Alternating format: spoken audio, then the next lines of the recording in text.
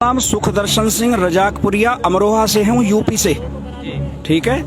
और सबसे पहली बात का तो यही जवाब दे रहा हूँ कि जो बंदे कह रहे हैं कि भी खाली पंजाब का है, वो तो जाहिर हो गया, सबको पता लग गया पंजाब का नहीं है। हरियाणा वाले वीर भी खड़े हैं। मैंने स्टेज पे भी एक बात बोली थी कल परसों, जब मुझे टाइम मिला था तो मैंने ये बात बोली थी। मैंने कहा दो शेरों में ना आपस में दोस्ती थी, तो उनकी किसी बात पे लड़ाई हो गई, नोकझोंक हो गई। अब क्या हुआ, इकट्ठे होके कुत्तों ने एक शेर को घेर लिया। अब जब शेर को घेर लिया, दूसरे शेर ने देखा यार ये तो मतलब कमाल का बंदा, के कुत्ते हमारे ऊपर मतलब राज कर रहे हैं, तो एकदम दूसरा शेर आया कूद के और उसने सारे कुत्तों को भजा दिया। तो उसने ये कहा था, तो मेरा इसमें कहने का मतलब ये है, पंजाब अगर आया था तो हरियाणा शेर था। और वो जो दोस्ती थोड़ी सी इन्होंने डाली थी ना कि पानी के मसले पे, इसके मसले पे, वो जो लड़ाई डाली थी, वो दूसरे शेर ने आके जब दहाड़ मारी तो कुत्ते सारे के सारे भज गए। तो उन्होंने ये कहा कि भी दुश्मनी इतनी भी नहीं है कि कुत्ते हम पे राज कर लें, ये याद रखना। तो ये तो आप हैरानी की बात में, ये मैं दर्द इसलिए कह रहा हूँ, दर्द यहाँ से है, यहाँ से जब लाशें हमारे घर पे जाती हैं ना, तो तब पता लगता है यार किसकी लाश आई है।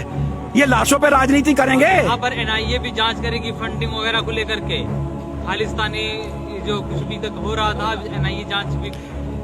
अरे जांच को मना कौन कर रहा है ये तो बताओ। आप जांच करो, आप जांच करोगे तभी तो बोलोगे, जांच करी नहीं और पहले ही बोल दोगे।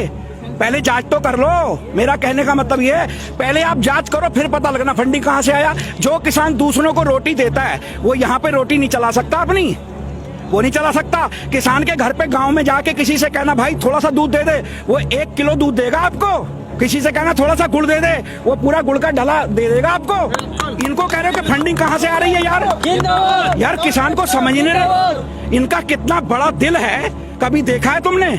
मैं तो हैरान हूँ कि इसके बावजूद भी हमारी सरकारें जो हैं, जिन्हें हमें चुन के भेजा है, मुझे वो याद आता है किसी का शेर कि हमें अपनों ने ही लूटा, गहरों में कहाँ दम था, मेरी कश्ती वहाँ डूबी जहाँ पानी कम था। बहुत बढ़िया, बहुत आज 53वां दिन है, 53 दिन आज हो गए आंदोलन होते हुए। 10 दौर की बातचीत समाप्त हो चुकी है, लेकिन कुछ हल नहीं निकला। क्या लगता है आगे कुछ हल निकलेगा? सर जी, ये किसानों का धैर्य है, किसानों का धैर्य।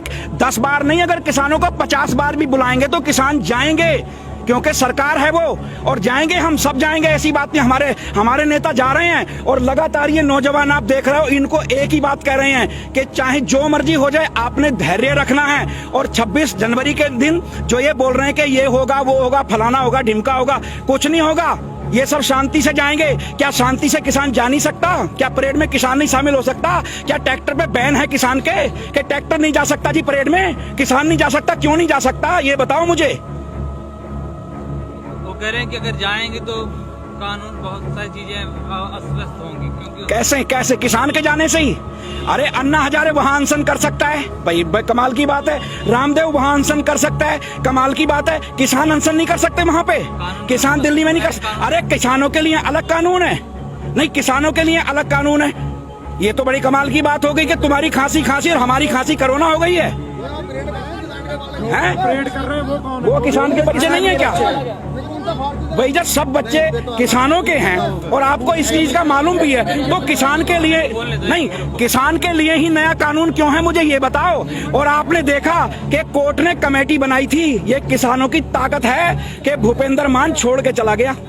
हम उसको कह रहे हैं शुक्रिया कि वो इंसान था, उसके अंदर कहीं ना कहीं इंसानियत जागी, और वो भूपेंद्र मान ये छोड़ के चला गया, उसके अंदर कहीं ना कहीं इंसानियत के तौर पे हम उसका सत्कार कर रहे हैं कि वो कमेटी छोड़ के चला गया। आप समझ सकते हो कितनी विडंबना है ये देश की। कोर्ट ने सरकार को लताड़ लगाई थी, कहा था कि हम निराश हैं इस चीज से, तब किसान बहुत खुश हुए थे। फिर उसके बाद उन्होंने कमेटी बनाई, कमेटी बनाने के बाद उस पर सवाल उठा कि जो 4 सदस्यीय जो समिति बनाई गई है उसमें उन्हीं के लोग हैं, इस तरह के।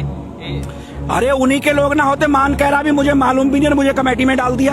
आपको मालूम भी नहीं, आप गाजीपुर आए हुए हो, कैसी बात है? मुझे मालूम ही नहीं कि मैं यहाँ आया हुआ हूँ। भैया उनको पता ही नहीं, पीछे से आपने पर्ची संभाल दी कि जी लो ये वाले बंदे बना दो, तो ये होने देंगे क्या? अब एक एक बच्चा जागा हुआ है, आप ऐसे मत समझो कि ये किसान अनपढ़ है, गवार है। मेरे दिल में दर्द है, यहाँ दर्द है मेरे, और इसीलिए दर्द है कि जब हमारे घर लाशें जाती हैं, हमारे बच्चों को कभी अनपढ़ बोला जाता है, कभी इनको गंवार बोला जाता है, कभी ये बोला जाता है एप्पल का फोन कहाँ से खरीद लिया, कभी इसने ट्रैक्टर कहाँ से खरीद लिया, कभी इसने यह कहाँ से खरीद लिया। अरे इनकी जो BMW गाड़ी है, इनके जो बंगले हैं, ये टैक्स के पैसे से नहीं है। आप भी हिम्मत रखो ना मीडिया वालों, आप जो भी हैं वो गोदी मीडिया मत बनो। आप मीडिया वाले हिम्मत रखो और सच को सच कहो कि ये टैक्स के पैसे से सब कुछ है इनके पास। इनके बच्चे विदेश पढ़ेंगे, हमारे बच्चे यहाँ पढ़ेंगे, क्यों पढ़ेंगे हैं? ये पैसे कहाँ से आ रहे हैं? अब कोरोना के अंदर किसान का ही हाथ था जो का इकोनॉमी थमी हुई थी। अब इसको खड्डे में डालोगे, क्या करोगे ये बताओ। आप जानते हो यहाँ गुरु नानक साहब पैदा हुए हैं। गुरु नानक साहब जो जगत के गुरु हैं, संसार के गुरु हैं, किसी को भी बोलोगे सर झुका देंगे गुरु नानक के नाम पे। उन्होंने भी अपनी जिंदगी में सबसे पहले हल चलाया था, हल खेती करी थी। क्यों करी थी? क्योंकि खेती उत्तम है, सबसे खेती श्रेष्ठ है सबसे। हाँ, किसान सबसे आगे था। और आज हम तुम ये जरा कैमरा मारो, यहाँ पे आप यहाँ पे हमें मतलब रोडों पे सोने के लिए मजबूर करोगे। हैरानी होती है। और हमारी कैसी बात है कि जबर मारे और रोन ना दे। अरे हमारे घर लाशें जा रही हैं और हम आंसू भी नहीं बहा सकते। हम आपको कह भी नहीं सकते कि हमारे बच्चे की, हमारे बुजुर्ग की लाश गई है यहाँ से।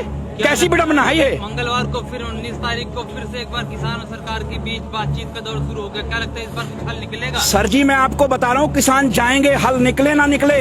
किसानों ने तो हल निकाल दिया है ना। किसानों ने तो कह दिया वापस नहीं होंगे तो हम नहीं जाएंगे। भाई बिल वापसी नहीं, घर वापसी नहीं, तो किसानों ने तो कह दिया। अब तो ये जाने के कैसे करेंगे, वापस करेंगे नहीं करेंगे। लेकिन किसानों ने तो अपनी तरफ से मोहर लगा दी है कि हम घर वापस नहीं जाएंगे जब तक ये बिल वापस नहीं होंगे। चाहे आप सबको मार दो, मरने के लिए तैयार हैं, हम हाथ नहीं उठाएंगे। हम हिंसक बंदे नहीं हैं, हम हिंसा करने वाले नहीं हैं। इतने दिन से 53-54 दिन से 120 लाशों के बाद भी कोई बंदा आपको दिखाई दे रहा है? कोई बच्चा नौजवान के भी किसी भड़काऊ भाषण का है, किसी ने आपने बोला है किसी को? लेकिन हम अपना दर्द कह सकते हैं, हमें इजाजत है, हम अपना दर्द कहेंगे आपके सामने।